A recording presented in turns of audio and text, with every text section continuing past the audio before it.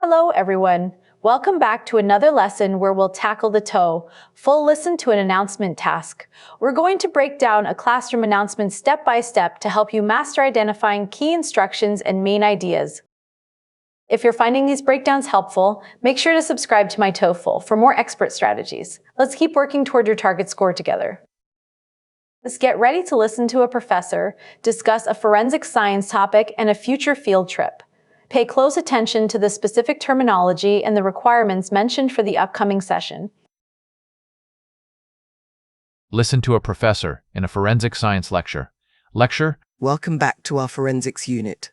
Today we're looking at the history of dactyloscopy, or the study of fingerprints as a method of identification. Unlike DNA, fingerprints were first utilized by Sir Francis Galton in the late 19th century to categorize distinct ridge patterns. We focus on three main types: loops, whorls, and arches. This Thursday, March 2nd, we will meet at the local police laboratory at 9 am. You must bring your fingerprinting kit and a roll of transparent lifting tape.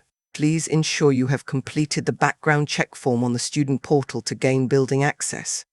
This hands-on session will provide insight into modern criminal identification techniques. Listen to a professor in a forensic science lecture. Knowing this is a forensic science lecture prepares you for technical terms related to crime scene investigation and evidence. Professor.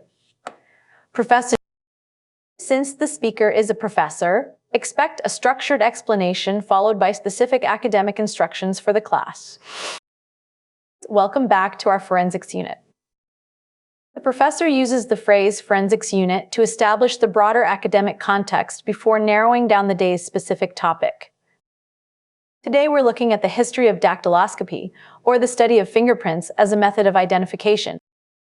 Here, the speaker introduces dactyloscopy as the core subject, explicitly defining it as the study of fingerprints for identification purposes.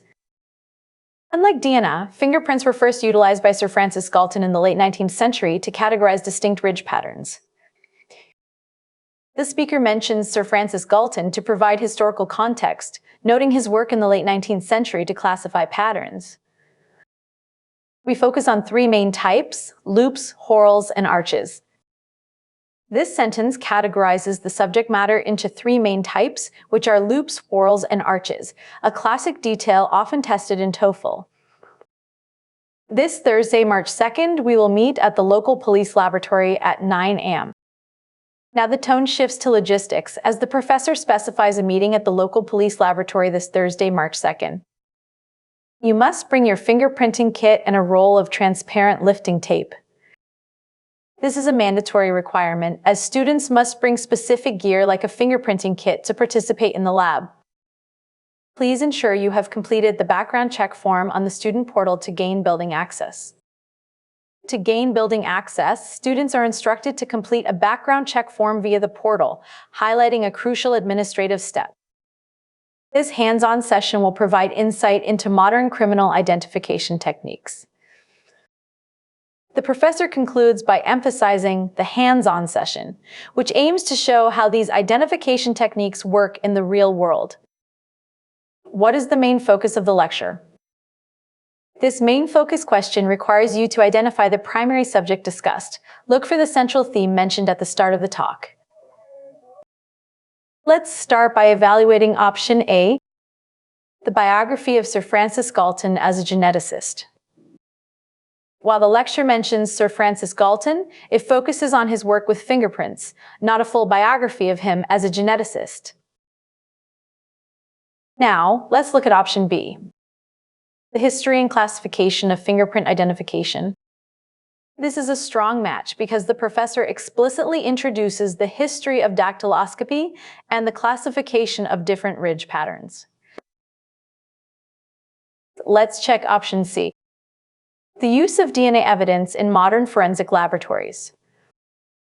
The professor actually says, unlike DNA, meaning the focus is on fingerprints, making the use of DNA an incorrect distractor. Finally, let's consider option D, comparing the ridge patterns of different animal species.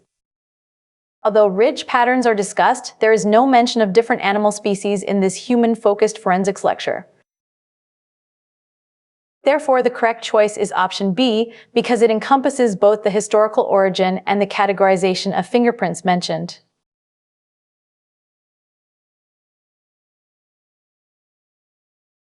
What must students do to be admitted to the police laboratory?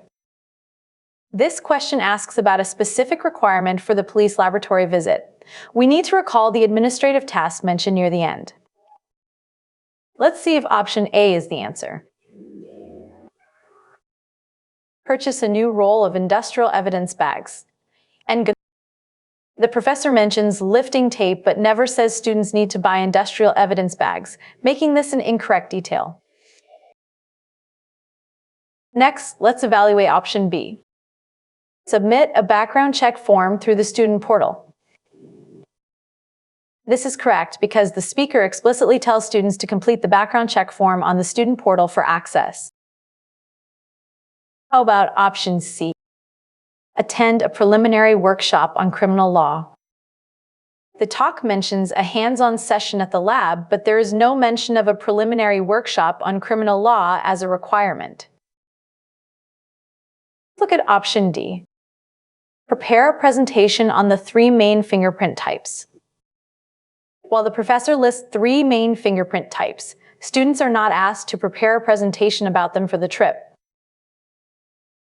The most accurate answer is option B, since the professor explicitly stated it was necessary to gain building access for the trip.